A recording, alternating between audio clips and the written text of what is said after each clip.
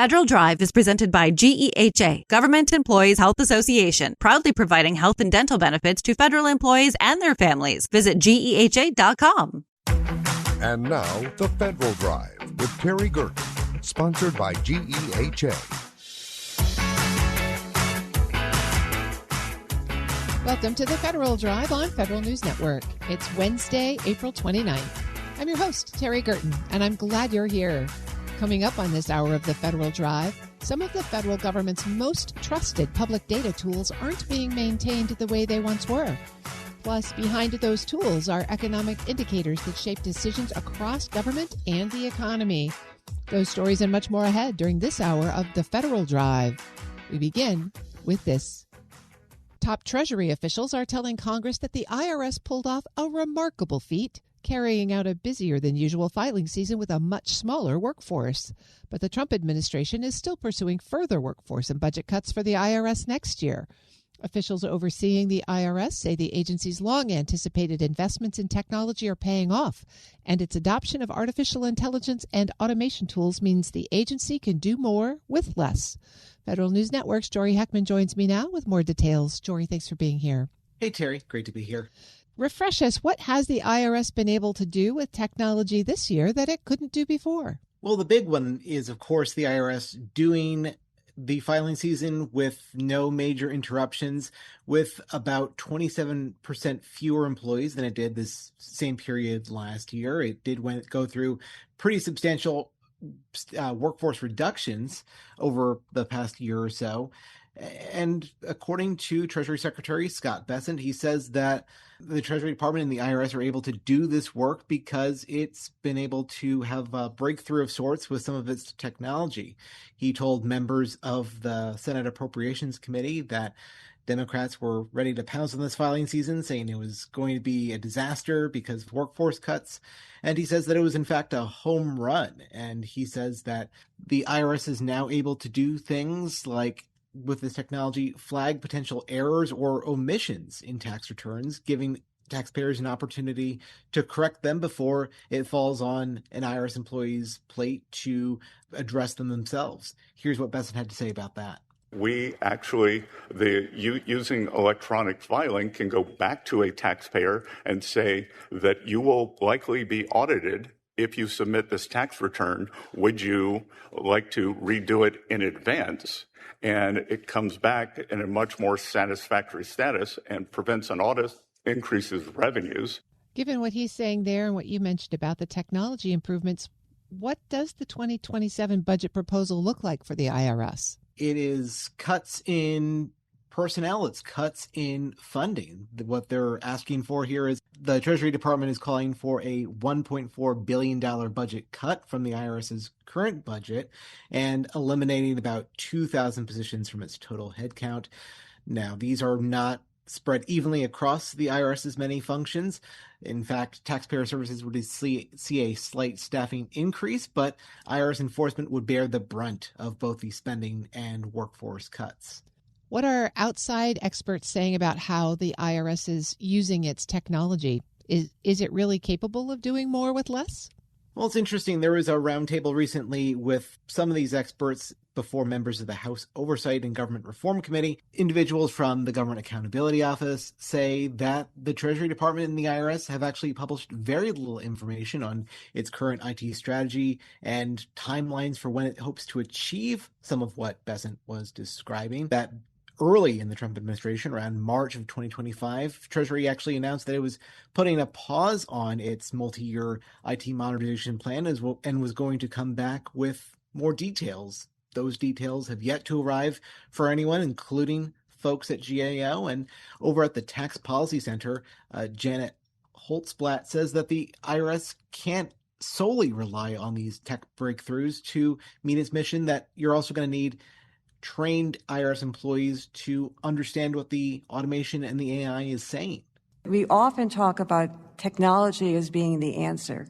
The technology can improve the provision of services, and technology can improve the selection of audits and so forth. But what we miss in these discussions is the importance of people, the employees.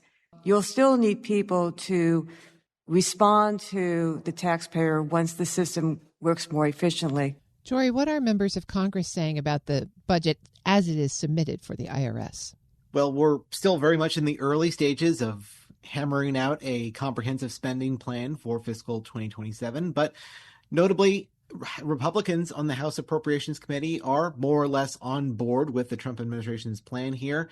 They've advanced a spending bill for the IRS that would give them about a $1 billion cut in appropriations, going from $11.2 billion to about $10.2 billion. So not quite as severe as the Trump administration's cuts, but still a substantial reduction in spending being proposed here. Democrats on the committee, as you might imagine, say that the agency shouldn't be cutting the federal government's accounts receivable until these are, proven things that the IRS can do with automation and with AI, and that these are still really early days for the IRS experimenting with this kind of technology. So don't cut the funding until this is something that is fully baked as far as an idea. Republicans on the committee, however, say that the IRS did demonstrate it could do its job, do its filing season, and still do that with substantially fewer employees. The IRS IT systems have been a subject of horror stories for decades. Ancient code, nobody knows how to write it or maintain it anymore. And during the Biden administration, they got $80 billion in the Inflation Reduction Act to help address those tech challenges. What's the status of that money now? It's substantially reduced. Starting out, it was $80 billion back in 2022 that the IRS could dip into to pull off some of its multi-year IT modernization goals and priorities. In this following years, Republican lawmakers have successfully clawed back a lot of that money. The overall pot of money is now something closer to $26 billion in funds that the IRS has available. And according to the Treasury Inspector General for Tax Administration, the IRS has already spent down about 60% of those remaining funds. And actually, by fiscal 2028, the IRS will deplete that money because it's had to take some of those Inflation Reduction Act funds and actually use those to cover some of its annual budget shortfalls, because Congress is shrinking its annual budget and having to dip into its multi-year modernization funds to address that. So by fiscal 2028, we'll see what the IRS has been able to accomplish, but it has been having to write these IOUs, and as a result has less money set aside for the original purpose of these funds. This feels like a to-be-continued conversation. Very much so. That's Federal News Network's Jory Heckman. And Jory, thanks for joining me. Thanks, Terry. You can find his story at federalnewsnetwork.com. Up next, some of the federal government's most trusted public data tools aren't being maintained the way they once were. This is the Federal Drive with Terry Gerton on Federal News Network. Tune in Tuesdays at 10:30 a.m. and 2:30 p.m. for the Innovation in Government Show, sponsored by Carasoft. Hear from the industry leaders advancing the technologies shaping how agencies modernize, secure operations, and deliver better services. Innovation in Government covers what is changing now, what is working from cybersecurity and cloud to data, AI, and emerging technologies. Listen to Innovation in Government, Tuesdays at 10:30 a.m. and 2:30 p.m. on Federal News Network. Search Innovation in Government.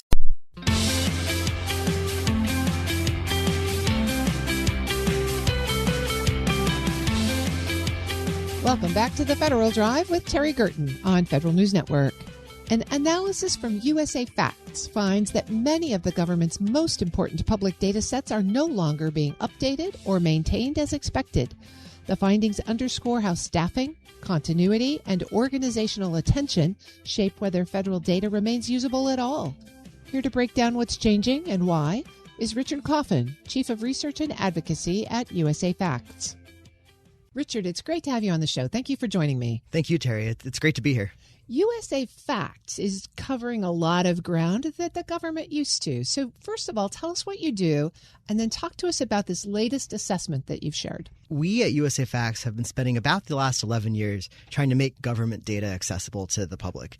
We realized years ago it's actually really complicated to use for the public, even though it's paid for by taxpayers and so much money is invested in it. So we've spent the last decade or so actually taking data from government agencies that's already publicly available and trying to visualize it, help people understand it, make it more usable digitally on our website, usafacts.org.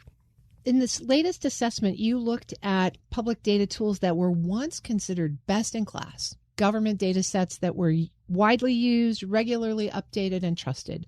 When you've looked across that landscape, what are you seeing now?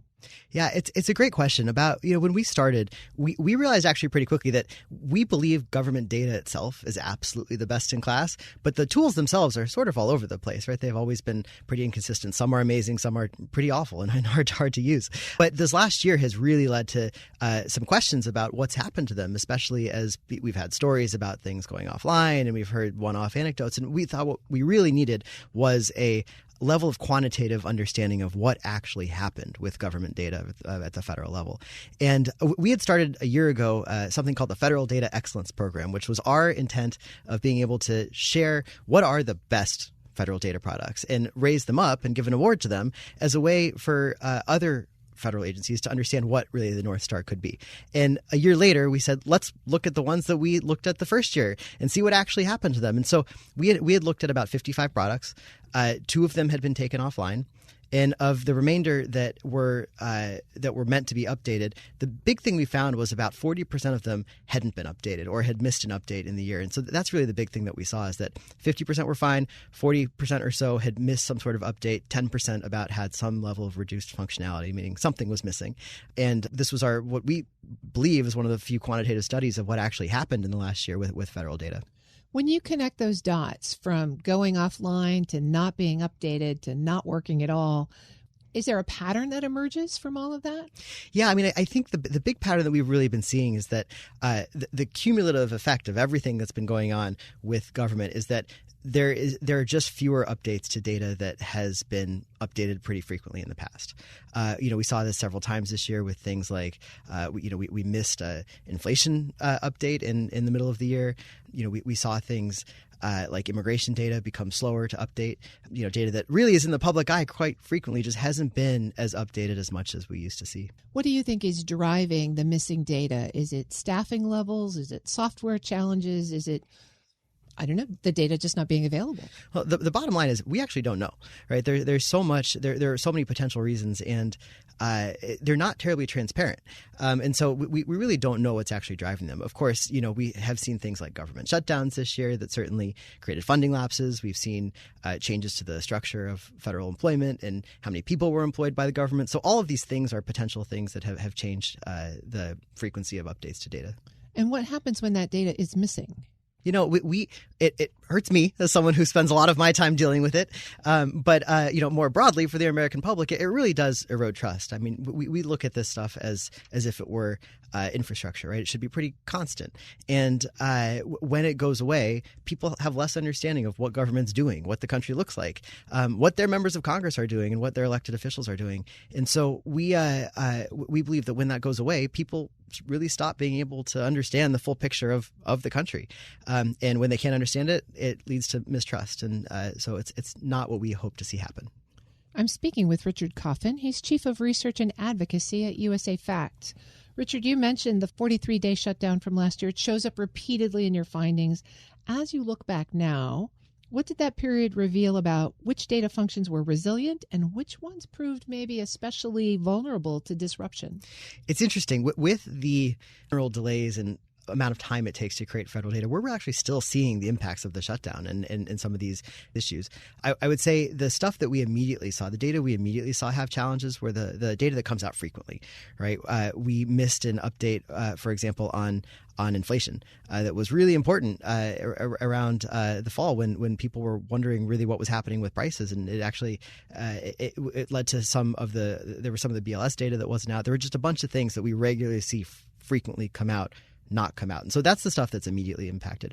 But, longer term, we saw things like data sets like the tax data that we look at, individual income tax data that normally is released earlier in the year. It wasn't released until about 2 weeks ago. And so we have a report that comes out every tax day. We actually weren't able to publish it for the first time in our history because of that delay. And so we're still seeing the lagging effects of the shutdown and other things like that. We like to talk about fact-informed, evidence-based program management in government. We want the people who are in charge of the programs to have the right data to make decisions about, should this program serve more people, less people? Is it serving the right people? And so when you're talking about this missing data or delayed data, from an institutional standpoint, what happens when the information people need to manage these programs simply isn't available? It makes it harder to make decisions. Congress, for example, has been flying in the dark for years on certain issues that are really important to the public. I mentioned that tax data that just came out. That data was just for 2023. When they were debating the Big Beautiful Bill earlier or last year, they didn't have data beyond 2022 to evaluate what actually had happened from the previous tax legislation. And they're not going to have data about this bill for another 3 years. And so whenever this data is missing, it just leads to people not being able to really fully evaluate the impact of programs and have to make decisions without the full knowledge that they really deserve to do so. Are you concerned that there's an ostrich effect going on here, that people just don't want to know the data, so they put their head in the sand and then they can make whatever decisions they want? It's possible. But I will say, when we've been talking for years with a bipartisan group of members of Congress and senators and folks across both administrations, and we found the need for good data from government to be a really, truly bipartisan, nonpartisan issue that people want. We have found almost no resistance to the idea that we need data. And while I'm sure there are certain political moments where that has happened, it just hasn't been the broad feeling we've got from all these conversations. If there is bipartisan support for broader data collection, how would you expect to see Congress move to facilitate that? Well, we would hope that Congress would start thinking forward and say, not just what data do I need today that I wish I had, but what data will I need in 5 years, and how could we make this better? We would hope that any piece of legislation that has an impact on data, for example, the Big Beautiful Bill that created some big changes in the tax code, should be accompanied by funding to make the data about that better so they can understand it the next time around. It's not something we currently see, but something we really are passionate about. Do you think it would make sense in legislation when Congress is establishing a program or reauthorizing a program that they would also set aside funding for the data collection? Personally, I believe that should be mandatory. It would be valuable to them and valuable to the public, and really create a level of accountability and transparency to policies that I think we've actually never seen. And I absolutely would support that. Does Congress have the capacity to actually ingest and make sense of the data? They could. I think if the right changes were made, they absolutely could. In its current state, it's really, really hard. They don't have many more tools than the American public does to do so, and also don't have a lot of time on their hands. And so I think they could if they brought it into existence, but currently, no, I don't think they do. If you step back for a minute, what would it mean for federal data capability to be treated as core infrastructure, something that's managed for continuity and reliability, rather than as little individual pots of information? Well, I mean, one very clear outcome of that would be my job wouldn't need to exist anymore. but again, much more broadly, I think it's the way we hope the future is. We believe it is very much like infrastructure, very much like your plumbing. You don't choose to pay for your plumbing one year or another. It's just you expect it to work, and when it breaks, you pay to fix it.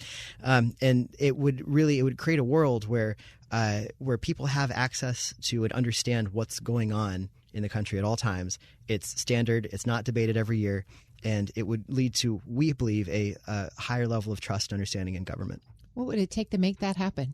It would take a concerted effort. I think our federal data system is phenomenal, as you mentioned in the beginning, but also it's kind of come together in an unintentional way. It was never meant to be a system. It's a bunch of discrete things that are good in some cases and bad in others. And so it would take some intentionality in saying we want to bring federal data into the 21st century and make it as good as the data that any public company has to run its business. There's been some discussion of collecting up all of the statistical agencies into a single organization so that there's better infrastructure there and support. Would that be a step in the right direction or not helpful? I don't know. We'd have to really do some good thinking about it. I think that's what's missing. I wouldn't want to say that that's the solution, but having that discussion is the right thing to do for sure. I've been speaking with Richard Coffin. He's Chief of Research and Advocacy at USA Facts. Richard, thanks so much for joining me today. Thanks for having me, Terry. We'll post this interview at federalnewsnetwork.com/Federal Drive. Subscribe to the Federal Drive wherever you get your podcasts. Still to come, fraud doesn't always slip through the cracks. Sometimes it walks straight through the front door of a federal program. But first, those risks often start earlier with the numbers policymakers depend on and the systems behind them. You're listening to The Federal Drive with Terry Gerton on Federal News Network.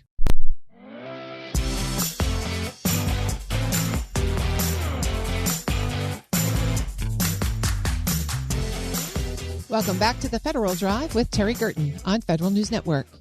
Economic indicators are meant to bring clarity to decision-making across government and the economy, but the systems that produce those numbers are operating under growing strain, from volatility to skepticism to capacity limits. A new cross-institution effort aims to strengthen how federal data are produced and protected over time. We'll discuss the work with John Sabelhaus, Senior Fellow in Economic Studies at the Brookings Institution. John, thank you so much for joining me today. Thank you for having me, Terry. We have talked on this show a lot about government data that's going missing, especially when it comes to healthcare and education data.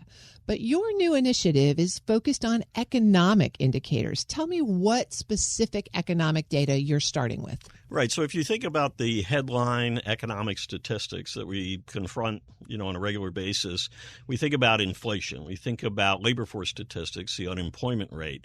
We think about income or GDP growth, how fast is the economy growing.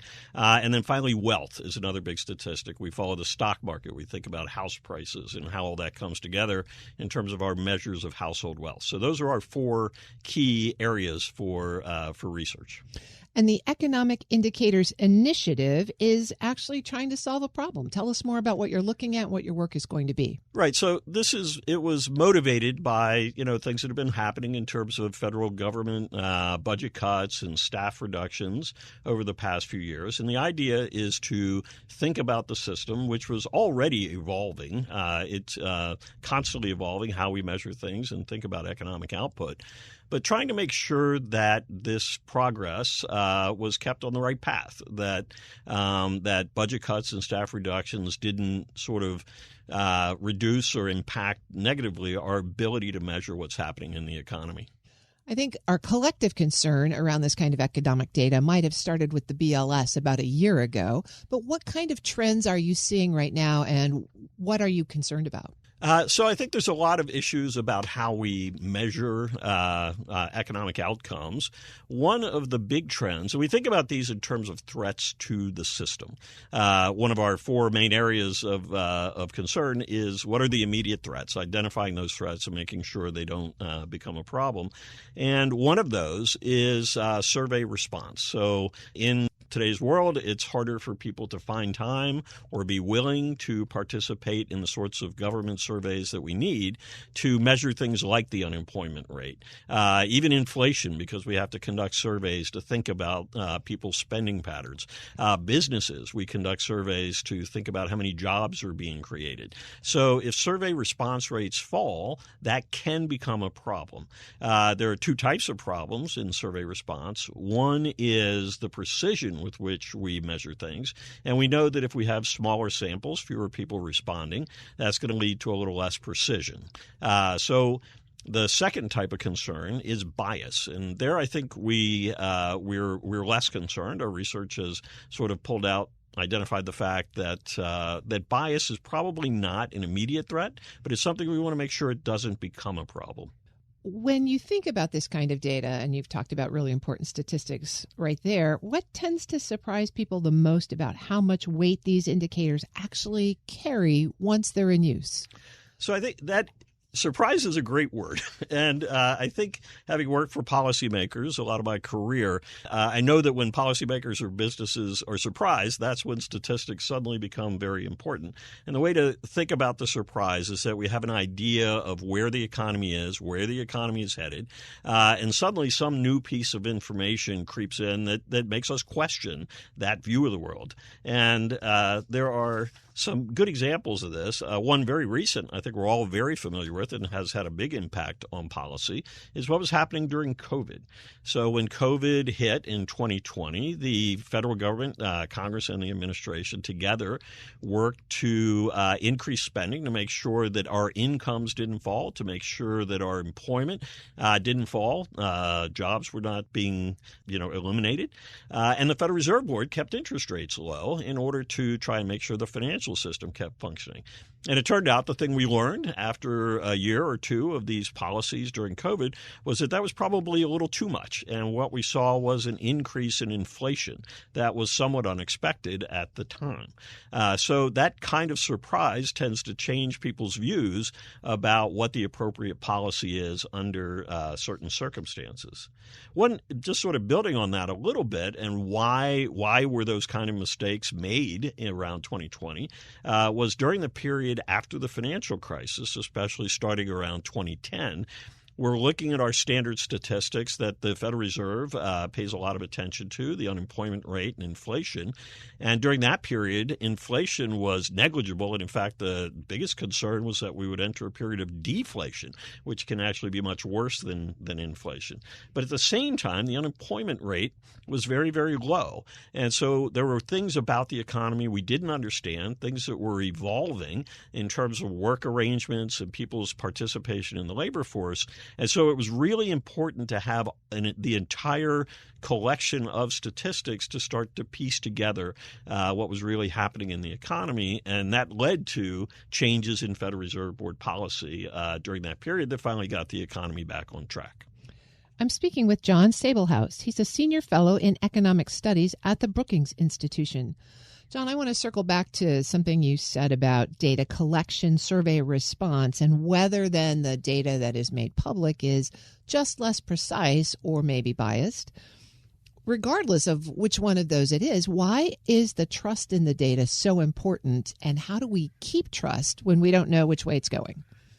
So I think of this as kind of a circular problem in the way we've written about it, is that if people begin suspicious of their government for whatever reason and they're less inclined to participate in a survey, or they're just too busy to participate in a survey, then the survey response falls. And what you'll see, for example, is an increase in the number of revisions that occur. So we have an initial guess that occurs because we conduct a survey. But as we get better data, more data, we find out that initial guess was just imprecise. So these revisions are going to be up or down. It's more about sort of just, again, becoming more precise. But there's no evidence that any of this drop in survey response is really leading to a bias. In other words, we're not overestimating the number of jobs created systematically or underestimating it. We're not overestimating the unemployment rate or inflation, nor are we underestimating it. It's still the best guesses that we have, but they're becoming a little less precise because of survey response. So one of our focal points is trying to make sure we get these survey response rates up. It's not just the U.S. It's happening all over the world. So if you are invited to participate in a survey, please do. That's a great point there. I want to come back to the initiative itself, the Economic Indicators Initiative. It brings together think tanks with very, very different perspectives. Why was this cross-institution collaboration so central to this effort? Yeah, and we really do have some great partners in this, the American Enterprise Institute, the Urban Institute, Upjohn Institute, the Niskanen Center, and Searchlight Institute. And one really important partner in all of this is the Alfred P. Sloan Foundation, who helped fund this initiative and get it off the ground. So this group of people, when I think about them, we do have a big range, a difference of opinion in terms of how we think about how government should intervene in the economy. But when I'm with this group, I always think of the words of the great Daniel Patrick Moynihan, who said that we are all entitled to our own opinions, but you're not entitled to your own facts. And this group is about facts. It's about finding the best way to measure what's happening in the economy. And in my estimation, this should be something we should think about this the way we think about roads and bridges. If roads and bridges are functioning well, they tend to become invisible. We don't think about them. But when they don't function well, it can lead to disasters. And that's the way we should think about our system for measuring what's happening in the economy. It's more of an engineering problem than it is a political problem. And I think this group working together has really maintained that as an organizing principle. Having all of this different group, one of the great advantages, we all have different audiences, and we're able to speak to effectively the entire range of political discourse by working together. Well, let's speak to one specific audience. Let's speak to federal workers, either folks who use this kind of data or produce this kind of data. What impact do you think the initiative will have on them? So what we're hoping, and this is a focal point for what we're trying to do, is to draw attention to the fact that just like we have engineers who are focused on roads and bridges, we have highly skilled, a federal workforce who is trained in producing these statistics, thinking about how to measure what's happening in the economy.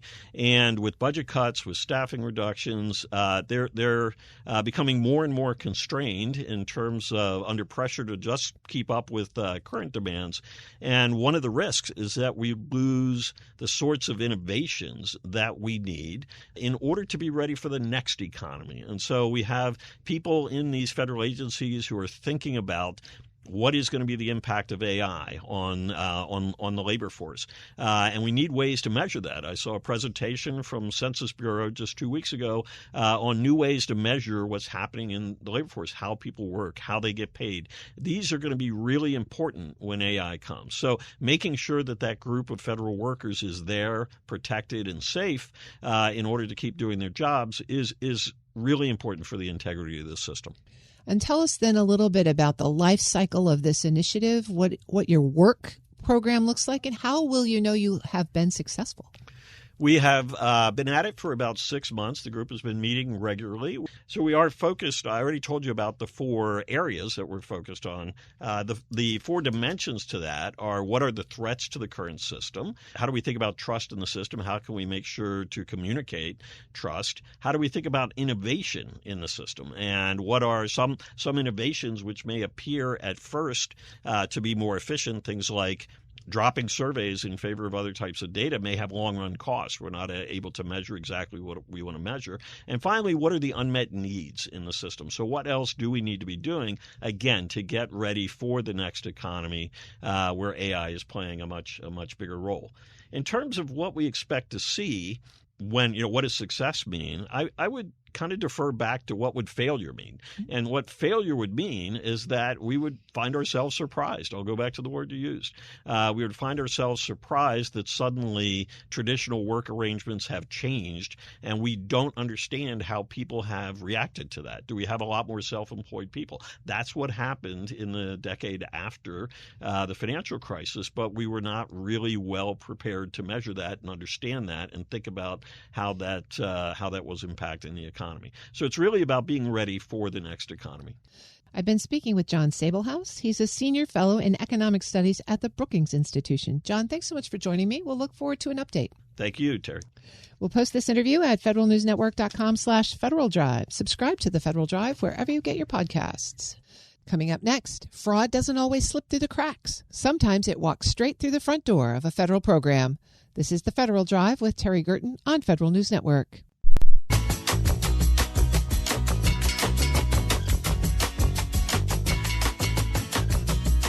Welcome back to the Federal Drive with Terry Gerton on Federal News Network. GAO has flagged fraud risk in federally funded, state-administered programs for years, from weak data sharing to inconsistent controls. Many of those vulnerabilities persist not because agencies lack awareness, but because of how responsibility, capacity, and oversight are structured. We'll talk about what prevents known risks from turning into management change with Seto Bagdoyan, Director of Forensic Audits and Investigative Service at the Government Accountability Office. Mr. Bagdoyan, thank you so much for joining me. Yeah, thanks for having me on. Look forward to it. GAO recently provided congressional testimony on managing fraud in federally funded state-administered programs. And when I looked at this, something caught my eye. It noted that GAO has made more than 200 recommendations to better manage fraud risk, many of which still require action. Why is it so hard to get a handle on fraud in these kinds of programs? Yes, great question. A question of longstanding. A lot of it has to do with tone at the top. One of the points I made during my testimony was at the fundamental level, there's a lack of acknowledgement that fraud is a problem. And that lack of acknowledgement drives everything else. The leadership attention to create a capacity to identify and manage fraud risks, and then make sure that that capacity is sustained over the long term, because fraudsters evolve much quicker than federal agencies or even the private sector, for that matter, can respond. So that is very important. Acknowledge this up front, not attack the auditors or YouTubers from the Minnesota experience, for example. It's out there, it is significant, and it needs a lot of attention, and quickly. Well, the Trump administration has certainly put attention on fraud in many of the federal benefits programs. But I wonder, how much can agencies really affect, since many of these programs are created in law and many of their requirements are established in statute? Where do agencies have the flexibility to address the fraud risks? Yes, that's a great question. And program design and implementation, as we call it, is in many respects at the heart of this issue. As you said, programs are in statute, then they may have implementing regulations, and those regulations have administrative processes and procedures that operationalize them. So part of the problem is that agencies either too narrowly or too broadly interpret all those things. And they say, well, we are sort of precluded from doing data analytics, for example, or sharing information with other agencies or states, municipalities that in this case are equal partners, because that's where all the action is. And then another issue is the money flow. You know, once the federal government gives the money to the states and the states give it to, say, grantees and subrecipients, the audit trail starts to fade and oversight becomes lax. And then that's when you start running into problems. So is that oversight chain and the gaps in it a federal function? Is it a state function? Is it a distribution function? All of the above? It's a mix, right? So with unemployment insurance, for example, during the pandemic, the Department of Labor, facilitated the flow of all these funds. Almost $900 billion in unemployment insurance benefits flowed during the pandemic. They went to these state workforce agencies who were the ones responsible for distributing the funds through the benefits application and dispersal process. A lot of those funds were distributed based purely on self-attestation, at least initially. So then when the feds finally figured out this is not such a great idea, and they obtained congressional direction to dial it back, guess what happened? Most of the money was already gone. So by the time they went into more traditional controls for identity verification and eligibility determination, the money had left the barn. Fraudsters probably, based on our estimate, made off with up to $135 billion, which is 15% of the total amount. So it's a vital function, top to bottom, that oversight, accountability, controls are part of that system.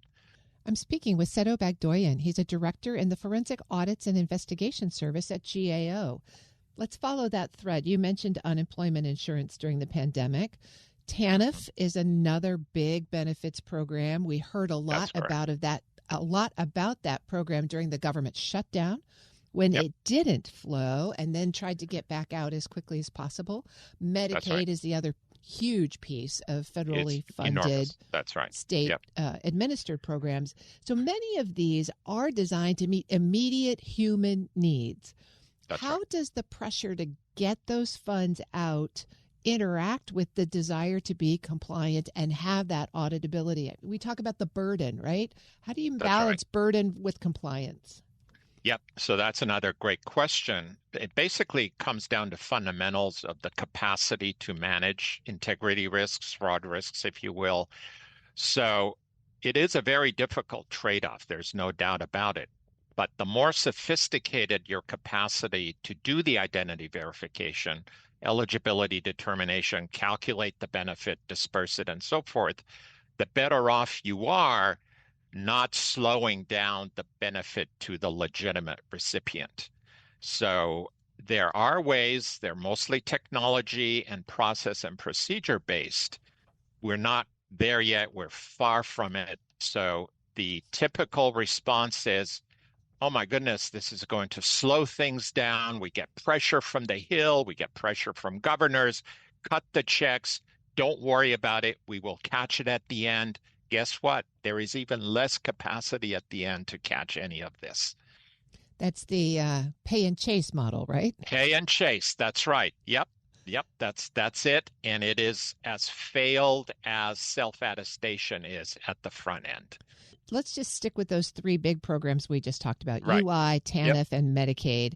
These programs are massive. They're already designed and implemented. The rules are out there. Every state has massive IT systems that they've built to be compliant. At this point, how do you go back and insert technology, if that's the way to fix this, or other sorts of process controls that can get a handle on fraud on the front end?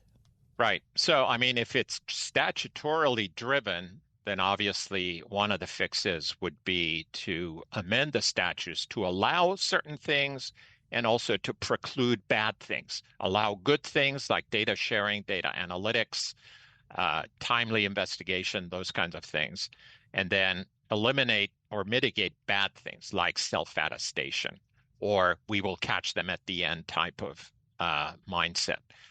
So, and then relatedly, there are things that agencies and their partners at the state and municipal level can do in terms of reinterpreting certain things and saying, okay, well, are we sure that we can't share data, or are we sure that we can't analyze this against this and act decisively on the results? That's a problem. A lot of times they do data analytics in a fairly sophisticated way, depending on the state or the federal agency. And then when they see the results, it's like, holy cow, we just flagged hundreds of thousands of people who are potentially ineligible. What do we do now? You know? So they don't do anything. They allow it all to happen. And then with the proviso of, we'll catch the real bad ones at the very end. Is this a problem that technology alone can solve, or do we need the right people with the right experience and the right amount of people to be doing making these kinds of judgment decisions? Yeah, absolutely. Technology is at the heart of it. Data analytics is at the heart of technology. But again, you also have to have the controls, the processes and procedures, as well as the desire to act decisively against the results. You can have very elegant data analytics that yield multiple flags of potential fraud, but if you don't act on those flags because of some sort of reluctance or a downstream capacity, if you will, nothing's really going to change. So when we have the people in the loop and they say, wow, if we could change this process, or if we could change this parameter, or if we could put this tool in place, we could get after fraud. That's Who right. in the structure has the power and the authority to say yes to that?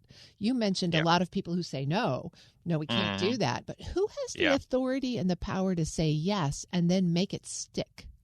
Right. So, it's part of the administration, it's part of Congress, it's part of the accountability sector like GAO, the state auditors, the inspectors general. We all have to be, and it's my personal view, all have to be in sync. Now, the current president has made fraud a priority. He has various initiatives underway. There's a new division at DOJ, for example. The vice president is leading a separate effort. Certain cabinet secretaries have initiatives like Dr. Oz over at CMS with his 50-state Medicaid audit. Those are positive, constructive states or actions, but not only do they have to be integrated with the rest of the accountability sector, but also sustained over the long term. Say if the president's successor is from the other party in 2029, is that going to carry over, or are we going to go in a different direction? And again, as I said at the very beginning, when we were speaking earlier, this runs across administrations. Based on my 34 years at GAO, 12 years in the fraud business, I have yet to see it achieve reasonable assurance level that is also sustained across administrations. That's where we need to be. So it sounds like a thorough addressing of fraud is a little bit like turning the Titanic. But if you could see any azimuth adjustment, what would you hope to see in the short term from the president's initiatives? Yeah, I think from that aspect of it is, again, the acknowledgement that fraud is a problem. And that acknowledgement has to be pushed down, sometimes kicking and screaming, but hopefully in a accepting manner that, yes, we can't, as GAO has estimated, can't afford to lose over $500 billion a year to fraud and not say it's not a problem and play the percentage game, which is what OMB's reaction was to that estimate. Well, it's only 7% of the budget, and they played that percentage game, which is the reddest of red herrings for me. You apply small percentages to very large numbers, you get significant numbers, you roll all those up, and then you have a big fraud problem. I've been speaking with Seto Bagdoyan. He's director in the Forensic Audits and Investigative Service at GAO. Mr. Bagdoyan, thank you so much for joining me today. Yep, thanks. Great being on with you. We'll post this interview at federalnewsnetwork.com/Federal Drive. Subscribe to the Federal Drive wherever you get your podcasts. From bartender to elevator mechanic and meat cutter to woodworker, more than 100 federal job titles are about to be swept into a broader workforce categories. The Office of Personnel Management is undertaking a new effort to trim down the 600-plus federal job series that exist across government. This first round of consolidation will impact about 5,000 federal employees. Here with more detail is Federal News Network's Drew Friedman. Drew, thanks for joining me. Thanks for having me, Terry. People may not have known that bartender was a federal job classification. What types of jobs does this initiative impact? This is going to take a look at 115 different federal job series that are currently in existence, although some are relatively obsolete at this point. There's actually 0 bartenders who are working for the government, even though the job series technically still exists. So this new OPM memo targets occupations that had some sort of combination of either low recruitment, declining demand, obsolete skill sets, or just redundancies with other job series that exist. And so what they're going to do is take this list of 115 occupations and either reorganize them under other existing job series or just fully eliminate them if they're no longer used at all. So the list includes some occupations that are pretty rare in the federal workforce, like a clerk typist or a metal forger. There's elevator mechanics on the list, bowling equipment repairing. And then, as I mentioned, a few job series that just simply have no employees at all, like elevator operators, bond sales promotion, and then something called film assembling and repairing. But then others do have more impact. So there's about 1,100 meat cutters across government right now, 862 employees who are working in a series called Office Automation, Clerical, and Assistance Work, 647 under the job title just Guide. So a lot of those are going to be reorganized, and those employees will be moved into a new category. Feels like a little bit of a walk through history in the process, but how actually will that reorganization process go forward? So it seems like what OPM is doing here is taking things that were once much more specific job titles and moving them into occupational series that are more general. So for instance, the OPM memo lists operators who specialize in either packaging machines, drill rigs, or stationary engines. And all of those different operators are now just going to be filed as general industrial equipment operations, rather than each having their own separate job series. And then the same goes, for example, for job series in meat cutting, baking, or waiters. And all of that's going to be just under general food preparation and serving. So just trying to really simplify things and consolidate down this really massive number of job series that do exist. What will this mean for the people who are in those categories now that are going to be reclassified? In total, this is impacting about 5,000 federal employees who are going to be reassigned to a different category, but it won't really mean anything for them day to day. As far as the memo is concerned, this won't change the nature of the work that they're actually doing day to day. They won't lose their jobs or anything like that. And they also are not necessarily going to see any change to their grade level, their pay rate, their tenure, or their career ladder.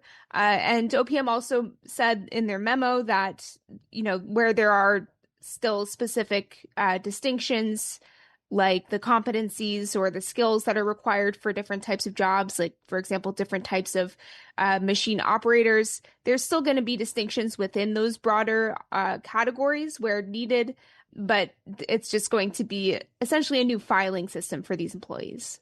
Is this round one with low-hanging fruit, and they're going to try this again and again? It seems that way. OPM set a deadline goal of September 2027 to complete this just really overhaul of the entire occupational structure. So this seems like it's going to be round one, where they're taking ones, yes, that are clearly just outdated or obsolete and moving them over to different series or just eliminating them. It seems like in the coming months, they're going to start working on things that are maybe a little bit more complex to try to reorganize. But this is something that OPM Director Scott Cooper has expressed interest in,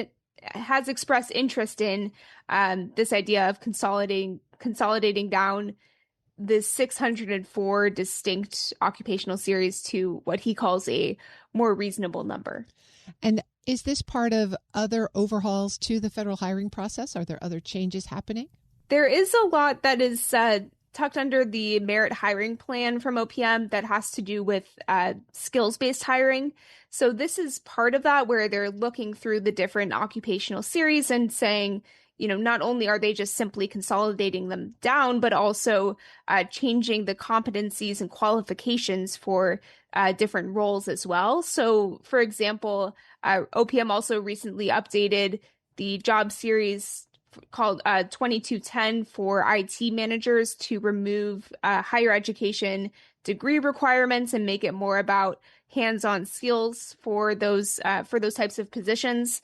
OPM has expressed interest in trying to do more of that over time and eventually go across all the different occupational families to just reset and assess where there are changes needed to make things more focused on skills and less focused on education, which, as we know, has been a focus not just in this administration, but for the last few administrations. This really does sound like positive change. Lots of organizations have said the hiring process and the classification process is way more complex than it's needed to be for a long time. Yes, it seems like this is a step toward also trying to help make federal HR work much more streamlined and easier to manage. If you have 6 different occupations that are all very specific and maybe have less than 10 employees each, that can be a bit of a challenge to keep on top of that and keep organized. So the idea here is to just make things a little bit easier and simpler to manage for a lot of those federal HR employees. And for the employees themselves as well. That's Federal News Network's Drew Friedman. Drew, thanks for joining me. Thanks for having me. You can find her full story at federalnewsnetwork.com. The Federal Drive with Terry Gerton is produced by Eric White and Michelle Sandiford. Our web editor is Stephanie Wright. As AI continues to deliver real impacts across the government, what can you learn from agencies at the forefront? Join Federal News Network's AI and Data Exchange this week, Wednesday, April 29th and Thursday, April 30th at 1 p.m. Eastern, to hear how agencies are scaling AI effectively and securely. Register today at federalnewsnetwork.com. For the latest updates, stay with federalnewsnetwork.com or follow us on Facebook, YouTube, and LinkedIn. I'm Terry Gerton. Thanks for listening.